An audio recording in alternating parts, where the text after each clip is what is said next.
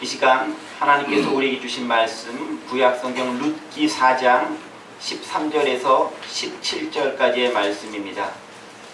저와 여러분이 한 절씩 교독하시고 마지막 17절 말씀 한 목소리로 공독하겠습니다. 제가 먼저 13절 공독합니다. 이에 보아스가 룻을 맞이하여 아내로 삼고 그에게 들어갔더니 여호와께서 그에게 임신하게 하심으로 그가 아들을 낳은지라. 여인들이 나오미에게 이르되 찬송할지로다. 여호와께서 오늘 내게 귀염을 자가 얻게 하지 아니하셨도다. 이 아이의 이름이 이스라엘 중에 유명하게 되기를 원하노라. 이는 내 생명의 회복자이며 내 노년의 동양자라. 곧 너를 사랑하며 7 아들보다 귀한 내 며느리가 낳은 자로다 하니라. 나오미가 아들을 받아 눈에 교고 그의 양자가 되니. 함께 봉독합니다. 그의 이름 여인들이 그에게 이름을 지을 때 나오미에게 아들이 태어났다 하여 그의 이름을 오벳이라 하였는데 그 다윗의 아버지인 이새의 아버지였더라. 아멘. 거의 이제 룻기가 마무리되어져 가고 있습니다. 아마 다음 주 정도쯤에 족보에 대한 얘기를 하면 마무리가 될 것 같습니다. 일반적으로 사람들은 같은 것을 보고도 다른 것을 생각하거나 같은 현장에 있으면서도 다른 것을 보기도 합니다. 내가 어떤 생각을 가지고 있느냐에 따라 내가 보여지는 것들이 다르다라는 것을 알 수 있습니다. 제가 지난 주 중에 통영을 한 이틀 정도 다녀왔습니다. 통영에 유명한 것들이 여러 가지가 있더라고요. 전 잘 몰랐었는데 먼저 이순신 장군의 거북선도 있었고요. 전라자수형 거북선이 아주 멋지게 이렇게 복원되어져서 전시되어져 있는 것을 보고 왔습니다. 사진만 밖에서 찍고 왔습니다. 또 요즘 한참 일본과의 관계가 안 좋고 국민적 관심이 높은데 이순신 장군의 모습이 무척 인상적으로 다가오기도 했습니다. 더불어 다도해라 그런지 섬이 아주 인상적이었습니다. 비단 통영뿐만 아니라 남해안의 화려한 한려해상 공원으로 이루어진 섬들이 무척 아름다웠고 외도도 무척 멋졌습니다. 다음으로 중앙시장 쪽에 가보니까 충무김밥집과 꿀빵이 그렇게 유명한 것을 처음 알았습니다. 저는 잘 몰랐어요. 잘 몰랐는데 가보니까 무척 많은 충무김밥집 그리고 꿀빵집이 있는 거예요. 모르고 갔으면 몰랐을 텐데 그게 유명하다라는 소리를 듣고 딱 보니까 주로 그거밖에 안 보이는 거예요. 중앙시장 쪽에 딱 보니까 한 집 걸로 계속 그것만 반복해서 있는 거예요. 야, 이거는 이 집들로 인해서 이 지역 경제가 먹고 사는구나 라는 생각이 들 정도로 많았습니다. 근데 모르면 모르는 거예요. 그런데 유명하다 말을 듣고 거리를 걸으니까 매번 보이는 것이 그런 집들이었습니까? 아니까 보이는 거죠. 사람이라는 것이 그렇습니다. 내가 알고 인식해야 비로소 보이고 그 보이는 것이 나에게 의미 있는 것으로 다가오게 됩니다. 아무리 길에 많은 나무들이 있고 뭐가 있다 할지라도 관심이 없으면 그냥 스치고 지나가는 거예요. 그런데 내가 알고 있고 인식하고 있으면 그게 무슨 나무인지 그게 무슨 꽃인지 어떤 상점이 거기 있는지 어떻게 변했는지가 발견되어지고 인식이 되어집니다. 알아야 보인다라는 겁니다. 역사도 그렇습니다. 우리가 과거사에 대해서 아는 것이 있어야 어느 곳에 가서 문화재를 보더라도 이것이 어떻게 이 문화재가 생겼고 이것이 어떤 의미를 가지고 있고 지금까지 이것이 온 이유가 무엇인지 우리가 어떻게 살아야 되는지를 발견할 수 있고 거기서 교훈을 얻을 수 있습니다. 한국과 일본의 과거사에 대한 분명한 지식이 있어야 현재 왜 일본이 그렇게 억지를 부리면서 경제적으로 우리를 못 살게 굴려고 그렇게 발버둥을 치는지에 대한 이해와 인식도 가질 수 있고 그것을 통해서 우리가 어떻게 극복하고 이 기회에 일본을 넘어설 수 있는 귀한 나라가 될 수 있는 것인가에 대한 다짐과 결단도 행할 수 있습니다. 신앙과 신학에 있어서도 마찬가지입니다. 내가 하나님에 대해서 신앙에 대해서 그리고 말씀에 대해서 기본적으로 아는 것이 있어야 그 말씀의 의미를 바로 깨달을 수 있습니다. 또한 그런 기본적인 기독교에 대한 건전한 세계관을 갖추고 있어야 그 세계관으로 세상을 바라보면서 이 세상이 똑바로 돌아가는지 왜곡된 건 아닌지 엉터리 서태는 사람은 없는지를 분간하고 판가름해 낼 수 있습니다. 예를 들면 우리가 가장 기본적으로 신앙인으로서 가져야 될 가장 기초적인 가치관 가운데 세계관 하나가 뭐냐면 하나님 나라의 관점으로 세상을 바라보는 겁니다. 하나님 나라라고 하는 건전한 세계관을 가지고 있어야 그리고 그것을 가지고 신앙생활을 해야 기복주의라든가 이기주의라든가 개인주의라든가 이런 것들을 우리가 극복해내면서 건전하고 올바르고 세상과 사회에서도 인정받을 수 있는 그런 기독교인으로서의 모습을 가지고 살아갈 수 있습니다. 하나님의 나라는 일부 개인만 구원받고 잘 사는 곳이 아니라 공동체적으로 더불어서 의와 평강과 기쁨이 넘쳐나는 곳입니다. 로마서 14장 17절에 얘기하고 있잖아요. 하나님 안의 나라는 희락과 평강과 기쁨이 가득한 곳이다 라고 얘기하고 있습니다. 또 물질적 복만 가득한 곳이 아닙니다. 구원의 기쁨 안에서 더불어 사람으로서의 존엄성을 누리며 살아가는 곳이 하나님의 나라이고, 그것이 하나님의 나라가 선포되는 곳입니다. 나만 잘 살면 되는 곳이 아니라 오히려 이타적으로 다른 사람을 위해 내 것을 포기할 수 있는 사람들로 가득한 곳, 그게 하나님 나라의 모습입니다. 그런 건전한 사고하는 방식을 가지고 세상을 봐야, 또 그렇게 세상을 살아가야 이게 올바른 기독교인에서 삶이 되는 건데, 이게 없으면 그냥 세상에서 나만 잘 살면 되지, 우리만 아무 일 문제 없으면 되지, 이런 생각이 갖게 된다는 거죠. 그럼 온전치 못한 제대로 된 삶을 살 수 없다는 것입니다. 이렇게 하나님 나라에 대한 건전한 시각을 가지고 견지하고 있으면 요즘 한창 기독교 세계에서 문제가 되고 있는 세습 문제라던가 부정불의라던가 혹은 안하무인격인 독선이나 오만을 우리가 멀리하고 버릴 수 있습니다.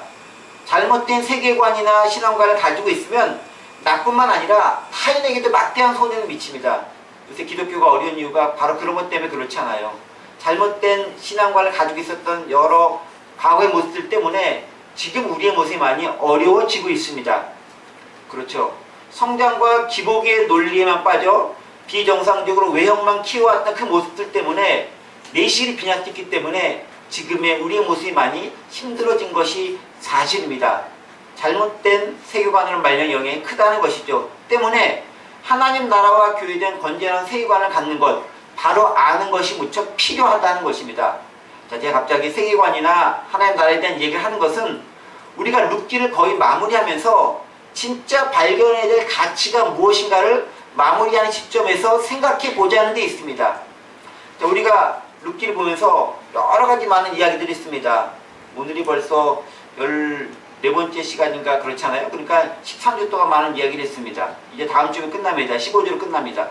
제가 지난 시간에 잠시 언급했던 것처럼 룻기를 통해서는 여러 가지 생각지 못했던 개념들을 많이 발견할 수 있어요. 예를 들면 리더십에 대한 얘기도 나옵니다. 선택 상황에서 무엇을 택해야 될지에 대한 것도 나옵니다. 은혜와 우연에 대한 모습들도 나옵니다. 고통 속에서 기다림에 대한 모습, 인내에 대한 모습, 여성의 역할에 대한 모습, 얼마나 탁월한 모습으로 이 땅을 이끌어가는 것에 대한 모습들도 많이 등장합니다. 그런데 가장 중요한 것은 뭐냐면 기업 물을자로 대표되는 그 고엘의 개념 속에서 예수님을 발견할 수 있느냐 없느냐가 정말 중요하다라고 지난 시간에 말씀드렸습니다. 그 일 가지고 우리가 많은 은혜를 누렸습니다. 그리스도를 발견하지 못하면 아무리 좋은 내용이라 할지라도, 아무리 아름다운 스토리라 할지라도, 소설적으로 탁월한 구성이라 할지라도 의미가 없다라는 거죠. 그 안에 진정한 우리의 고엘이 되신, 구속자 되신 예수님을 발견하지 못하면 말짱 꽝이다라는 겁니다. 그리고 더불어서 우리가 발견해야 하는 것은 그런 예수 그리스도를 역사 속에 존재하게 하고 그 역사를 이루어 나가도록 만드신 그 하나님의 손길을 룻기를 통해서 발견해야 하는 거예요. 다른 많은 모든 것들을 보다 하나님의 손길과 역사, 그리고 예수 그리스도를 놓치면 사실 아무런 의미가 없다라는 거죠. 뭐 아무런 의미가 없겠습니까? 별로 중요하지 않은 것만 가지고 나아갈 수도 있다는 겁니다. 정말 중요한 것은 그리스도, 그리고 하나님의 나라, 그리고 하나님의 역사와 섭리를 우리가 발견할 수 있는 눈을 우리가 가질 수 있느냐, 이게 중요하다라는 겁니다. 우리가 성경을 읽는 것도 마찬가지 아니겠어요? 어떤 처세술이나 잘 살기 위한 목적으로 성경을 보시는 분도 계세요. 신앙은 없지만 성경에 좋은 말이 많이 있기 때문에 본다고 말씀하시는 분도 계세요. 믿음 생활 안 했지만 성경을 저보다 더 많이 보신 분들도 계십니다. 근데 그분들이 신앙생활을 잘하는 건 아니에요. 성경을 지식적으로만, 그리고 세상을 살아가는 방편으로만 보는 분들이 많이 있습니다. 근데 그게 아니라는 거죠. 물론 성경은 세상의 그 어떤 책보다도 탁월한 세상적 삶의 방식을 제공하기도 합니다. 잠언이나 전도서, 여러분 이런 거 보세요.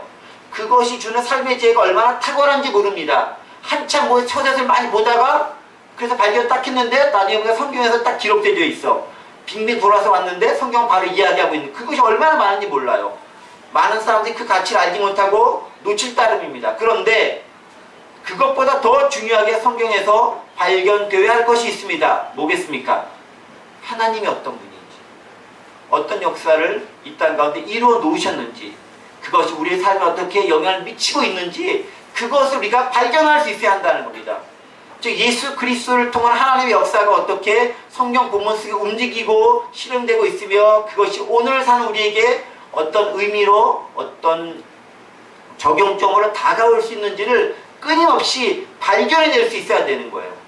그게 없다면 성경을 너무 홀대하고 있거나 겉만 훑어보고 있거나 잘못 보고 있거나 왜곡되게 볼 가능성이 많다는 것입니다. 여러분, 룻기도 마찬가지입니다. 오늘 본문을 통해서 우리에게 알려지기 원하는 하나님의 모습이 진짜 무엇일까?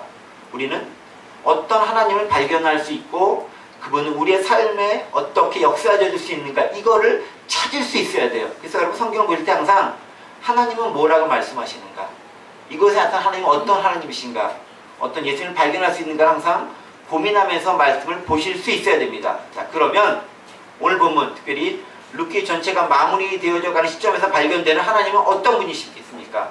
몇 가지 정도 하나님의 모습이 있습니다. 오늘 본문을 중심에 봤을 때 가장 먼저 첫 번째 발견된 하나님의 모습은 뭐냐면, 역사를 움직이고 세상과 각 개인을 이끌고 계신 주권자와 섭리자로서의 하나님을 발견할 수 있다는 겁니다. 13절 말씀 함께 좀 보도록 하겠습니다. 13절 말씀 우리 같이 함께 읽어보겠습니다. 시작. 이에 보아스가 룻을 맞이하여 아내로 삼고 그에게 들어갔더니 여호와께서 그에게 임신하게 하심으로 그가 아들을 낳은지라. 아멘. 13절 말씀이 뭐냐면요, 룻이 이제 보아스를 만나서 딱 이제 결혼하게 되는 과정까지 딱 끝났습니다. 그로부터 한 1년 정도를 이 13절 한 문제에 딱 취약해서 우리에게 딱 보여주는 거예요. 그러니까 만나는 과정을 극적으로 이렇게 막 즐겁고 행복하게 소설적으로 구성해서 딱 보여준 다음에 이제 마무리 단계 딱 접어드니까, 그런데 말이야, 한 문장으로 딱 요약하면 그 이후의 삶이 이래. 보아스가 룻을 아내를 맞이해서 그에게 들어갔고 여호와께서 임신하게 해서 아들 낳게 됐다라고 한 1년간의 일정을 한 문장으로 딱 끝내면서 얘기하고 있습니다. 여러분, 이 1년간의 일정이 나오기 전에 무슨 일이 있었습니까? 엘리멜렉 가문이 그 여러 가지 기근을 피해가지고 모압 땅에 가게 됐던 얘기, 그리고 거기서 고생했던 얘기, 그래서 다시 함께 유다 땅으로 들어왔는데 여기서 힘들게 살아갈 수밖에 없었는데, 그 과정 가운데서 그 전에 남편도 죽고 두 아들도 죽고 힘든 과정 가운데 있었고, 그런데 극적으로 보아스를 만나서 다시 역전의 길을 마련하고 하나님의 은혜를 체험하게 된 그런 얘기들이 룻기 쭉 가운데 있었잖아요. 그 모든 관계들을 다 겪고 나오면서 이제 다시 한번 마무리되어 갑니다. 어떻게? 하나님께서 그렇게 만드셨다라는 거예요. 여러분 보세요. 13절 보면 여호와께서 그에게 임신하게 하심으로 그가 아들을 낳은지라 라고 되어 있습니다. 그 문장을 보면 임신하게 한 것만 여호와께서 행하신 것처럼 보일지 모르겠지만, 우리는 룻기를 통해 그 전의 역사를 싹 다 훑어봤어요. 그 뭐냐면은 어느 한순간 하나님께서 역사하지 않은 순간이 없었다라는 거예요. 그런 특별히 또 뭘 발견하게 되냐면, 여러분 보세요. 원래 룻이 그 남편인 말론과 결혼해가지고 산 게 뭐 한 1년 살다가 헤어진 게 아니에요. 훨씬 더 오랜 기간 살았는데 불구하고 마지막에 말론이 죽게 됐습니다. 상당히 오랜 기간 살았어요. 근데 그 기간 동안에 아이를 낳지 못했어요. 그리고 나서 나중에 다 죽게 나가 되니까 보아스를 만나서 아이를 낳게 됐다라는 거예요. 이게 우리 생각에 너무나 자연스럽고 쉬운 것처럼 보이지만, 요새 많은 사람들이 얘기하고 있잖아요.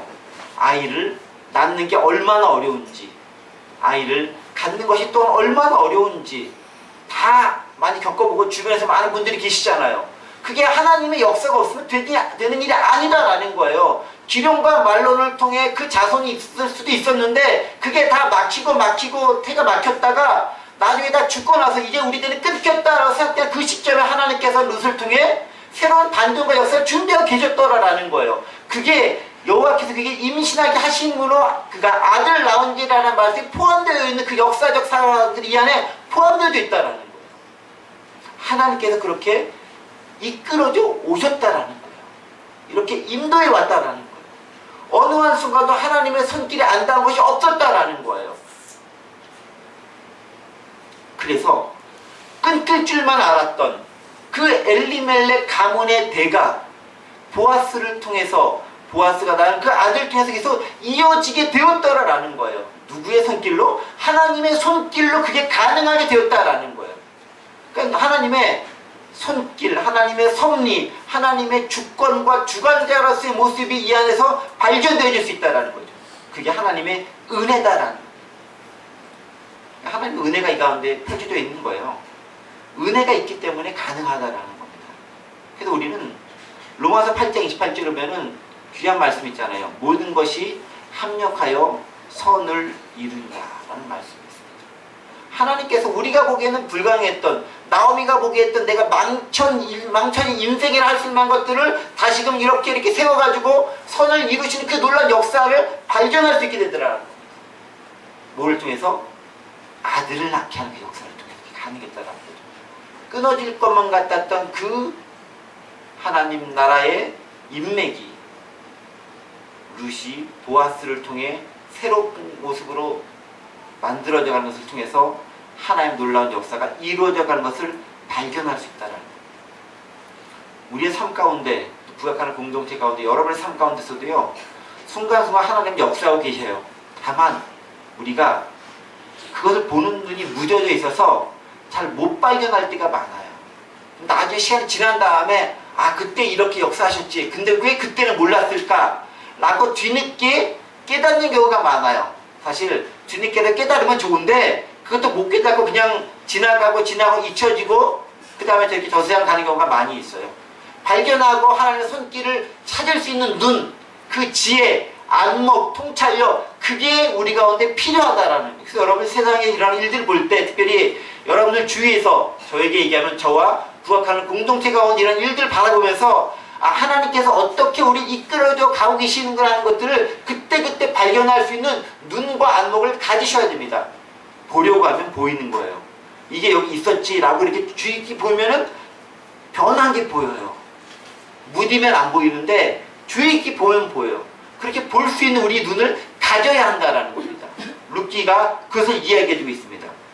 자, 두 번째, 오늘 본문을 통해서 발견되는 하나님의 모습은 뭐냐면은 그 14절에 기록되어 있습니다. 우리 14절 말씀 한번 읽어보겠습니다.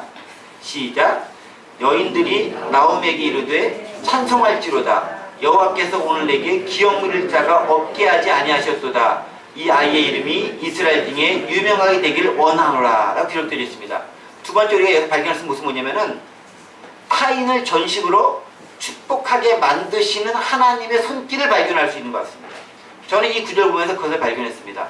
어떤 거냐면 여기 보세요. 14절 보면은 여인들이 나오미에게 이제 찬송할지로다 라고 얘기합니다. 여인들이 나오미에게 너 찬송해라 라고 얘기하는 게 아니라 원어를 살펴보면 뭐냐면은 여인들이 찬송을 막 하는 거예요. 나오미가 보는 데서 얘기하는 거죠. 하나님을 찬양합니다. 또 나오미 당신 하나님을 같이 찬양합시다 라고 권하면서 하나님을 찬양하고 있습니다. 그러면서 또 뭐라고 얘기하면은 여호와께서 오늘 내게 기업 물을 자가 없게 하지 아니하셨도다. 기업 물을 자는 없을 수밖에 없는데 그렇게 있게 하셔서 너의 삶을 이끌어 나가시는 분이 하나님이시다. 그 하나님을 발견하니까 찬양하지 않을 수 없다라고 찬양하고 있는 거예요. 그러니까 이 여인들이 하나님의 어떠하심과 하나님이 어떻게 역사하시는지를 발견하고 찬양하는 모습을 우리는 발견할 수 있습니다. 우리 역시 마찬가지인 거죠. 우리 아까 말씀드렸던 것처럼 우리의 삶의 모습 속에서 하나님이 어떻게 역사하시는지를 발견하면 찬양할 거리들이 생겨나요. 근데 그걸 발견하지 못하면 불평거리들이 많이 생겨나는 거예요. 그렇지 않겠습니까? 그냥 아무 생각하고 있으면, 아무 생각 없이 있으면 왜 이리 나는 더운 거야? 왜 이렇게 날씨가 34, 35도에서 더운 거야? 이 더운 날 난 왜 돈도 잘 못 버는 거야? 왜 이렇게 힘들게 사는 거야? 뭐 이런 불평 어린 얘기밖에 할 게 없어요. 왜 나를 상사는 나를 힘들게 해서 짜증나게 만드는 거야? 왜 나를 이렇게 아프게 만드는 거야? 왜 우리 집에 있는 걔는 나를 힘들게 하는, 이런 생각밖에 안 드는 게 없어요. 그런데 그 가운데서도 그것을 통해 나를 역사하신 하나님의 은혜가 뭔가를 찾으려고 하면 찾아볼 수 있어요. 어떻게? 아, 이걸 통해 나를 이렇게 훈련시키는구나. 나를 이렇게 연단시키는구나. 나를 위한 놀라운 길을 가지고 계시는 것을 발견할 수 있는 거예요. 지금 여인들이 그걸 발견했어요. 누가? 여인들이. 근데 여인들이 보면은 룻이나 보아스나 나오미하고 상관이 없는 그 주변에 있는 사람들이 발견한 거예요. 가만히 나오미 일행을 보고 있으니까 하나님이 역사하신 게 보이더라라는 거예요. 그러니까 보이니까 뭘 하게 되면 하나님을 찬양할 수밖에 없게 되더라라는 거예요. 그리고 뭘 발견했어요? 룻이 아들을 낳았잖아요. 이 집안 망할 줄 알았는데 아들을 낳았네? 이거 하나님 역사라고 하면서 그 집안을 진심으로 축복해주는 모습도 발견할 수 있습니다. 여러분, 근데요, 인간의 모습, 제가 솔직하게 고백드리는 게 뭐냐면, 사람이 다른 사람이 어려움을 당했을 때 같이 동정해주면서 아우 힘들겠구나 라고 동조해주는 건 쉬워요. 근데 옆 사람이 잘된 일 봤을 때 진짜로 축하해주면서 같이 와 이렇게 찬양을 좀 해주기가 얼마나 어려운지 몰라요. 말은 어머 잘됐다 축하해 너무 기뻐 라고 얘기하지만 속으로는 나는 왜 이래? 뭐 이런 마음이 들어가 있을 수 있는 게 사람의 모습이라는 거죠. 그런데 하나님의 손길을 발견하는 순간에는 그런 모습들로부터 벗어날 수 있는 거예요. 그래서 어떻게? 다른 사람은 진짜로 진심 어린 마음으로 축복해 줄 수 있어요. 여러분, 이게 얼마나 큰 은혜인지 몰라요. 전 진짜로 생각할 때 가장 큰 은혜 받은 사람 누구냐면, 진심으로 누군가를 축복해 줄 수 있는 사람이 진짜 은혜 받은 사람이다 생각해요. 어려움을 당했을 때 같이 가서 위로해 주는 건 쉬워요. 왜냐면 사람이 측은지심이 있잖아. 그냥 불쌍한 마음이 드는 거예요. 그런데 그게 아니라 나하고 라이벌 관계인데 걔가 나보다 더 잘 돼. 근데 가가지고 어머 너무 잘 됐다라고 진짜로 축복해 줄 수 있는 거, 같이 그 기쁨에 눈물 흘려줄 수 있는 거, 이게 진짜 어려운 건데 이건 은혜가 없으면 불가능한 거예요. 은혜가 필요한 거죠. 그런데 룻기에 나타나는 룻기 주변의 여인들이 그렇게 하나님을 축복하고 나오미를 축복하고 룻을 축복하고 나중에 태어난 오벳을 축복할 수 있었다라는 거예요. 왜? 은혜가 임했기에 가능하잖아요. 그래서 우리는 어떤 하나님을 발견할 수 있냐면은 진심으로 누군가를 축복할 수 있도록 은혜를 주시는 그 하나님을 발견할 수 있는 거예요. 여러분, 그 은혜가 우리에게 많이 경험되어져야 돼요. 그것이 많이 경험되어지면 경험되어질수록 말이가 잘 안 나오고 있어요. 질수록 더 풍성한 삶을 누리는 거예요. 당장은 내가 조금 손해보는 것 같은 느낌이 들지 모르겠지만 시간이 지나고 나면 그것이 돌고 돌아서 나에게 유익된 모습으로 다가옵니다. 혹시 내 때에 안 되면 내 후손 때라도 어차피 다 내 핏줄인데 뭐 이렇게 생각하는 것도 사실은 되게 이기적인 거예요. 혹시 안 하도록 할지라도 하나님을 믿는 믿음의 사람으로서 마땅히 당연히 그러해야 된다라고 생각하고 그냥 조건 없이 누군가에게 복을 기원하고 칭찬해주고 그의 좋은 점 발견해서 이야기해줄 수 있어야 되는 거예요. 진짜로 진심으로. 그게 저는 은혜 받은 사람의 가장 귀하고 아름다운 실기로 진짜의 모습이다 생각됩니다. 그런 모습들이 우리 공동체에 더 많이 나오길 원합니다. 자, 세 번째, 룻기에서 오늘 보면 발견되는 하나님 모습이 뭐냐면요, 15절에 있는 말씀인데요, 나오미의 인생을 역전시키는 하나님입니다. 우리 15절, 16절 같이 함께 읽어보겠습니다. 시작. 이는 내 생명의 회복자이며 내 노년의 봉양자라. 곧 너를 사랑하며 7 아들보다 귀한 내 며느리가 낳은 자로다 하니라. 16절. 나오미가 아기를 받아 품에 품고 그의 양육자가 되니 라고 기록되어 있습니다. 자, 오늘 본문을 보세요.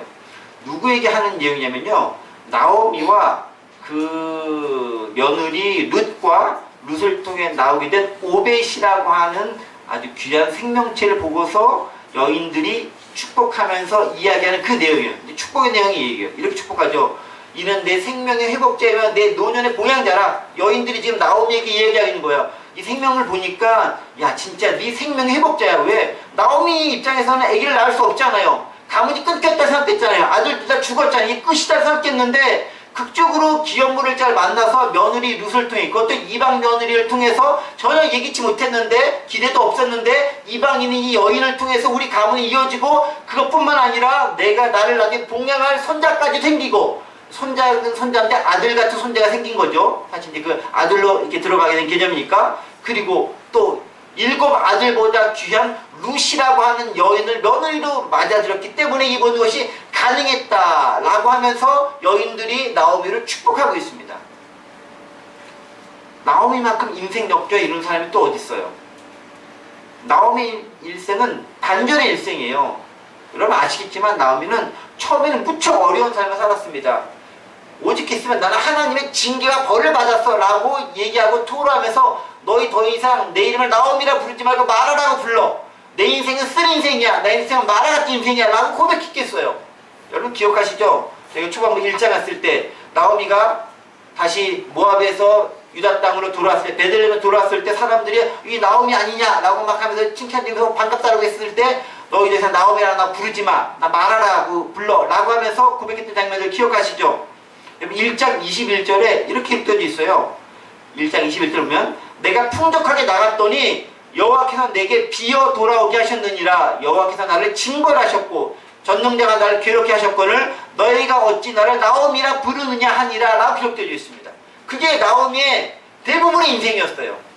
좀 잘 살아보겠거니 하고 엘리멜과 결혼했는데 잘 살 줄 알았는데 힘들어서 이방 땅에 갔고 거기서도 이제 어떻게 살아보겠더니 했더니 그것도 다 안 돼가지고 남편 죽고 아들 둘 죽고 가나 다 망하게 되고 며느리 둘과 와야 되고 그 며느리 하나는 떠나보내고 한 명마저도 보내려고 했는데 이 며느리가 갑자기 이상해졌든지 나를 따라오고 해서 데려오게 되고 얼마나 처량하고 초라한 모습으로 왔습니까?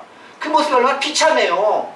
하나님께 징벌하지 않으면 내가 이렇게 될 수가 없다라고 고백할 수밖에 없는 게 나오미의 인생이었어요. 그런데 희망이 없는 인생인데 전혀 예기치 못하게 기대치 못했던 아들과 같은 손자를 얻게 되는 거예요. 누구를 통해서? 이방인이었던 루시라고 하는 며느리를 통해서 얻게 되었다라는 거예요. 얼마나 나오미 입장에서는 굉장히 감격적이겠어요. 여러분 그 16절 보면요. 나오미가 아기를 받아 품에 품고 그의 양육자가 되니라고 기록되어 있어요. 이 말로는 그냥 나오미가 아기를 품고 양육자가 됐다 이렇게 생각할지 모르겠지만은 내 대는 끊겼다. 나는 아들로 돼서 낳을 수 없어. 그런데 룻이 낳은 그 아기를 안고 품에 안는 아까 우리 집사님 네 분이 찬송하셨던 것처럼 어린 나를 품에 안으시고 와 같은 그 모습을 가지고 아기를 안고 있는 그 나오미의 모습을 생각해 보세요. 한번 상상해 보세요. 얼마나 감격적이겠어요. 우리는 망했다. 우리 집안은 끝이다. 더 이상 희망이 없다라고 느꼈고 하나님 우리 집안 징벌했다고 얘기하고 그렇게 고백했는데 지금 이 순간 어느 순간 내 눈앞에 우리의 대를 이을 아들 같은 손자가 있어요. 그리고 그것을 통해서 찬란한 미래가 보여요. 그 애를 내가 안고 있는데 얘가 나의 나중에 봉헌자가 되고 얘가 나의 봉양자가 되고 새로운 생명의 후계자가 되는 거예요. 그 감격이 얼마나 크겠어요. 하나님은 그 모든 과정을 통해서 이 놀라운 것들을 준비하고 계시고 반전을 준비하고 계신 분이시다라는 거죠. 그래서 저는 여러분들에게 말하는 것을 통해 저에게도 얘기하지만 하나님 항상 우리에게 여러분들에게 저에게 반전을 준비하고 계신다라고 믿습니다. 지금은 요 모양 요건인 것처럼 보이겠지만 하나님께서 언젠가는 그 언젠가는 누구도 몰라요. 어느 때인지 몰라요. 미리 계산하고 있으면 꼭 그때가 아니에요. 계산하고 있지 마세요. 언젠가는 내가 모르는 그때에 반전을 준비하고 계신다라는 거예요. 예수님의 사역 자체가 삶 자체가 반전과 역설의 삶이기 때문에 그래요. 쭉 살아왔던 것을 봤었을 때 그냥 그대로 되면 좋은데 십자가에 죽을 때 끝나는 줄 알았잖아요. 그런데 극적인 반전, 부활을 이뤄가지고 완전 전대 뒤엎어버리잖아요. 그게 예수님의 삶이잖아요. 그게 기독교의 모습이라는 거예요. 그러니까 너무 잘 나가면은 오히려 뒤가 부릴 수도 있는 거예요. 지금 좀 어려워야 반전을 기대할 수 있겠구나라고 희망을 가지고 살아갈 수 있는 거예요. 그게 은혜인 거예요.